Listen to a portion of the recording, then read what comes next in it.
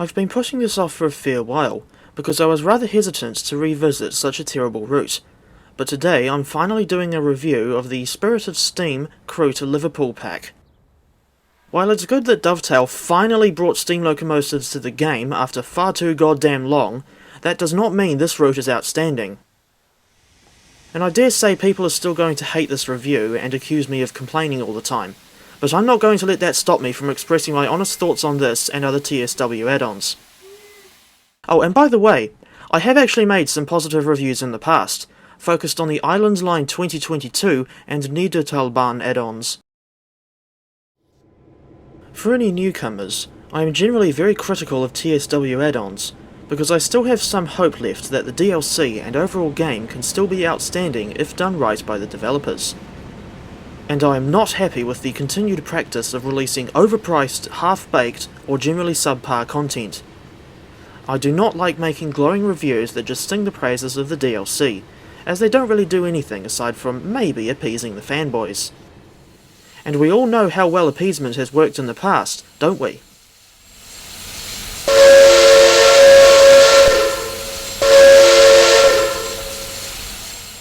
Before anyone comes squealing at me saying, "Oh, why don't you do better?" I'll have you know that I can't, because I have no idea how to do scripting or 3D modelling. But that doesn't mean I shouldn't be allowed to criticise the people who do know how to do that sort of thing. At this point, I should expect people to criticise my videos given that they are on a public forum. There's a quote from Brett Cooper that I think is a good summary of the situation. In her video called Commentception, she says the following line: "People are going to be dicks on the internet all the time. I'm not immune from it. I will get the hate. It's fine." Although some people might hate me for it, I do like watching Brett's videos. I'm only about 22 years old, and she's actually 11 months younger than me, and she's brave enough to talk about contentious issues on a large channel, regardless of any criticism she gets. But she doesn't brush aside the criticism like it doesn't exist. I would say that she's a good role model for people my age, in a way. And no, I'm not singing her praises just to get her attention, I'm simply speaking my mind. She's possibly the only YouTuber whose sponsor reads I can actually tolerate, and that trend is otherwise so insufferable that I normally can't stand seeing people sell out. I'm looking at you, Jeff Marshall! Also, in before Brett Cooper 463. Anyway, let's get on to bitching about an innocent TSW add-on, as some people will probably perceive my review.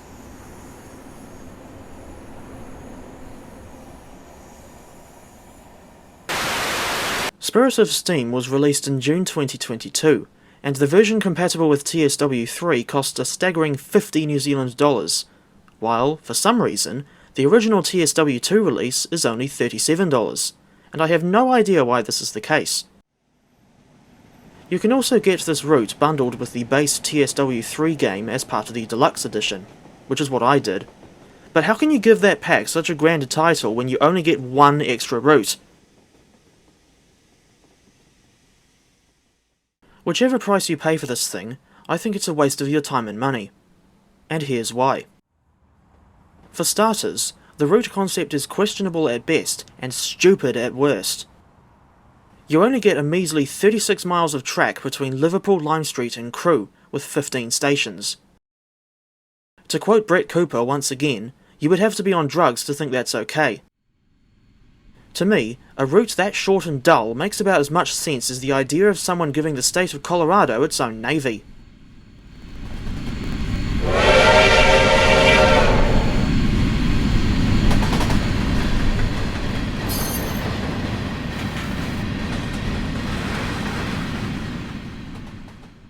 Naturally, as this is Dovetail we're talking about, they did not provide any branch lines. So we're stuck with this one point A to point B route with barely any places to branch off.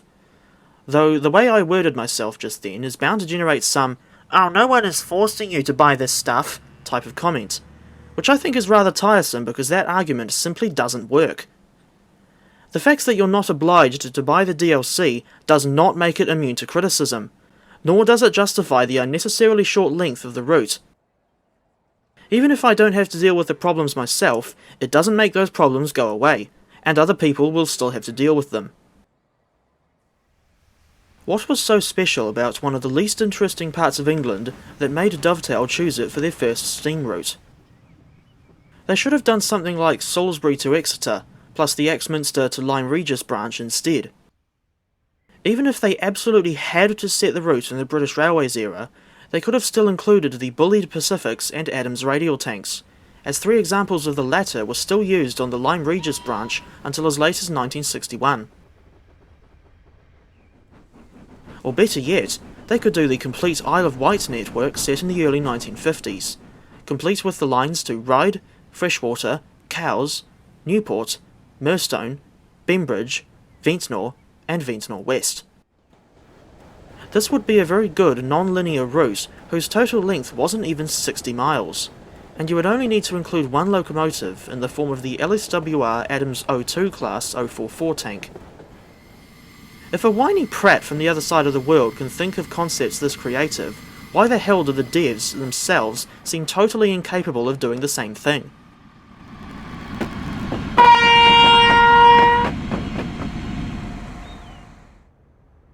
I'm not at all happy with the choice to have this route set in 1958.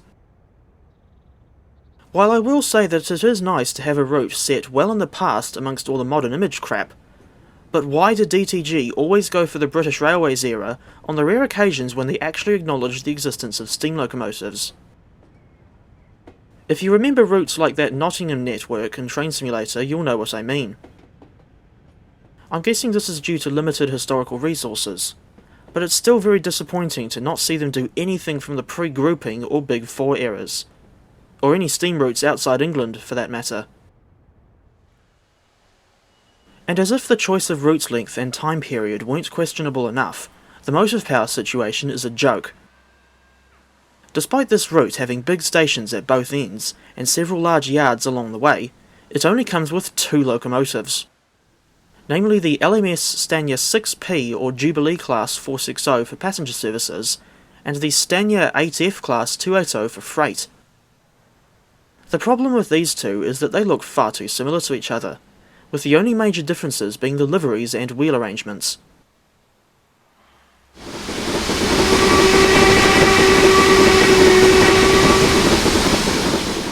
I wonder if the reason why they added a Jubilee instead of, say, a 5MT Black 5 class 460 is because the Black 5 would have been a massive cop-out.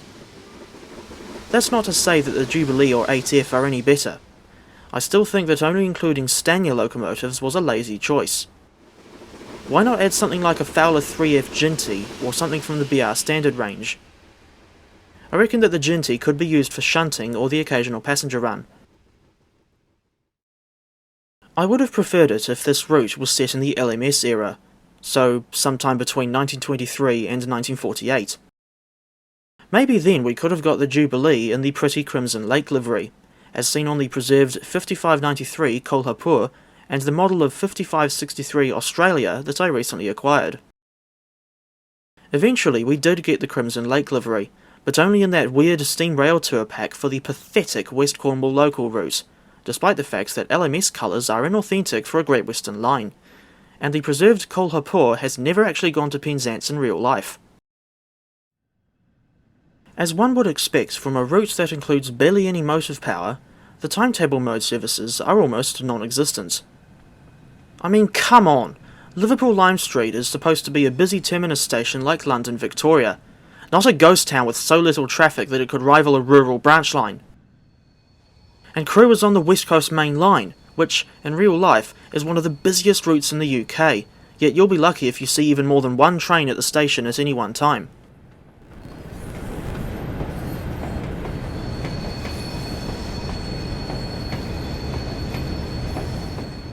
There's only 135 timetable mode services in this pack, with the 8F only getting 36 services for reasons I don't fully understand. It's not just Crewe and Liverpool Lime Street, the whole route feels like a ghost town with barely any trains running. And as if that wasn't bad enough, the AI locomotives originally had no chuffing sounds whatsoever, meaning you would just hear the occasional clattering of wagons or coaches when a train passed by. Surprisingly, Dovetail actually went back and, for the most part, fixed the issue. Took them long enough. When I went to the water tower with 45674 Duncan in the Time for Scouse scenario, I looked down in the tender's water tank and didn't actually see any water, even after putting the hose from the tower into the tender and turning the valve on. I thought DTG would have modelled water sloshing about in the tenders, or maybe they didn't bother doing that because they thought no one would ever look in the tender outside of this one scenario. Speaking of tenders, the Jubilee's 4,000 gallon Stanier tender has a water scoop clearly modelled in between the axles. But sadly, there aren't actually any water troughs on this route. Maybe DTG should make a route with water troughs in the future, such as the famous Settle to Carlisle line, which used to have water troughs between Dent and Garsdale. You could also do something like a remake of the Riviera line in the 50s route that we've got in Train Simulator, as that route features water troughs near Exminster. Thinking back to this scenario, is it even realistic for a big tender engine like the Jubilee to be used for station pilot duties to and from a big station like Liverpool Line Street? That's something a Ginty should be doing, and in the words of the North Western Railway's number 4, tender engines don't shunt. Before the long overdue update to their performance, driving the steam locomotives was not a fun experience, and that's mainly because I found that they tended to lose too much boiler pressure regardless of what position the regulator and reverser are set in, though that could just be due to my own incompetence. It was rather annoying when the 8F struggled to reach even 45 miles per hour without losing a lot of boiler pressure, and I'm surprised that I was able to get the Jubilee up to 88 miles an hour when I was driving her towards Crewe.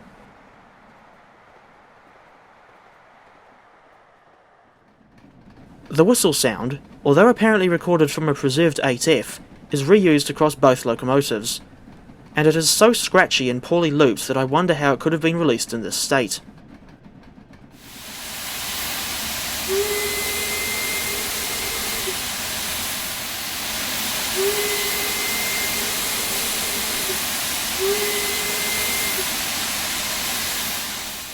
And the fireman's animation is really weird.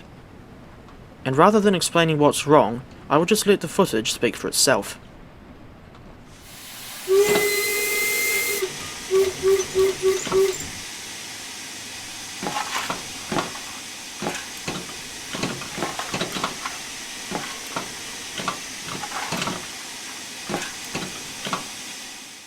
When I tried to get 45643 Rodney moving out of Liverpool Lime Street with 10 coaches, the damn thing initially didn't want to play ball.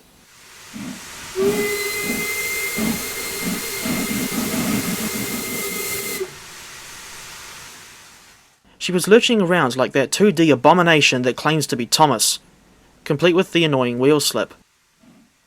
All of a sudden, she finally got moving as if nothing was amiss.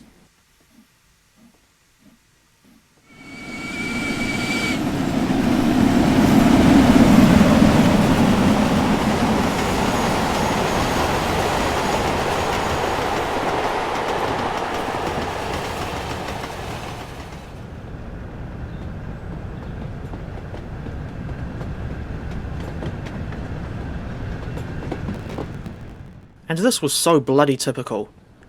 Although I didn't think to record footage of this infuriating incident, the Jubilee's driving wheels locked up on the approach to Crewe, probably because I was too late applying the brakes.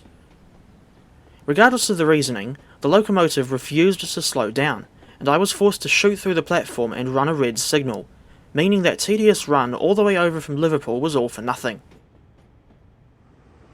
It's a similar feeling of uselessness, bitter anger and frustration that you get when you're trying to arrange to meet an old friend that you haven't seen in over 2 years, but she's always busy with work or some other convenient distraction, and she is so unreliable that she could give the Class 17 a run for its money. I'm not for a second suggesting that you should give me your undivided attention. All I wanted was to have one simple catch-up on the Wynyard Quarter tram line in Auckland. That's all. Quite frankly, I cannot be bothered to revisit the Jubilee and 8F in spite of that recent update, which apparently fixed some of the issues. Or in other words, the developers basically just put lipstick on a pig.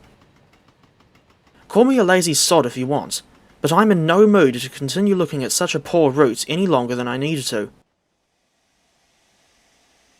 Unsurprisingly, there is no cold start or lighting up procedure simulated in this add-on, so the locomotives are always in steam. There's a lot of things you can't actually do with them, including, but not limited to, opening the smokebox door, picking up an oil can and oiling various points on the valve gear, and cleaning out the ash pan. These little things that would have substantially improved immersion are simply not there. One time when I was driving the 8F on a short freight run, I had to go straight ahead instead of turning right at Speke Junction, and ended up in a section of the route that has no scenery. This is inexcusable because it breaks the immersion, and the player can easily see it from their locomotive.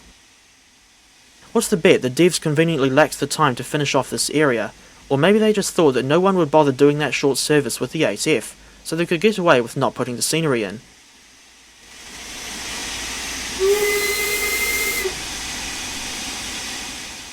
And as you enter this barren area with the 8F, and reverse away towards the sidings, you actually go through the invisible wall that would prevent you from reaching the spot on foot.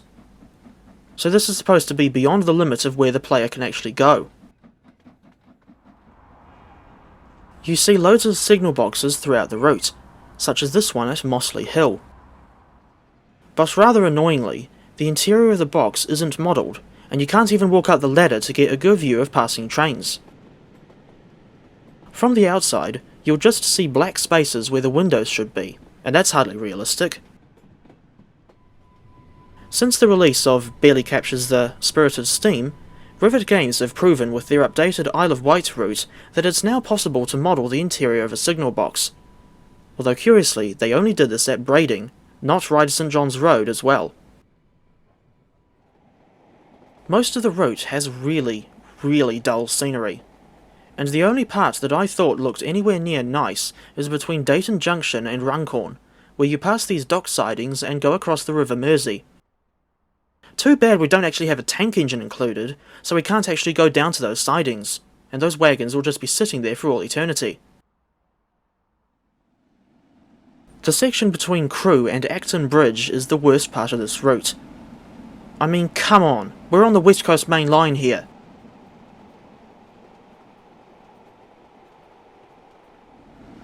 It's supposed to be one of the busiest main lines in the UK, but it feels so desolate and empty that it's like the Long Island Railroad all over again.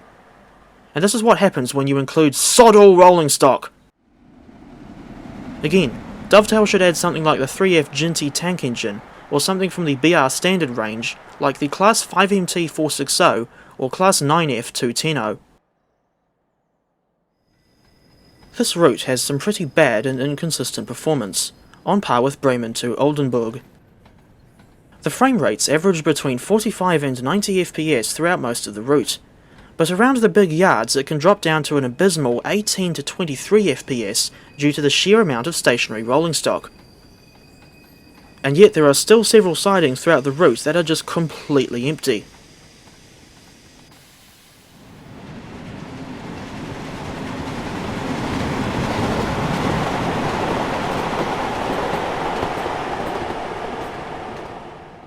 As that jab in the video's title indicates, I think this add-on does a complete disservice to steam locomotives as a whole.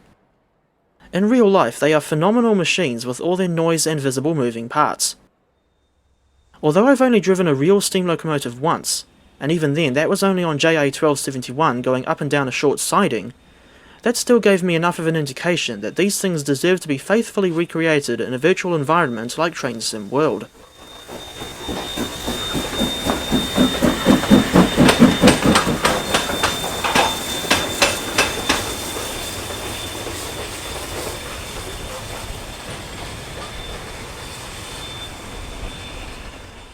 Answer me this one.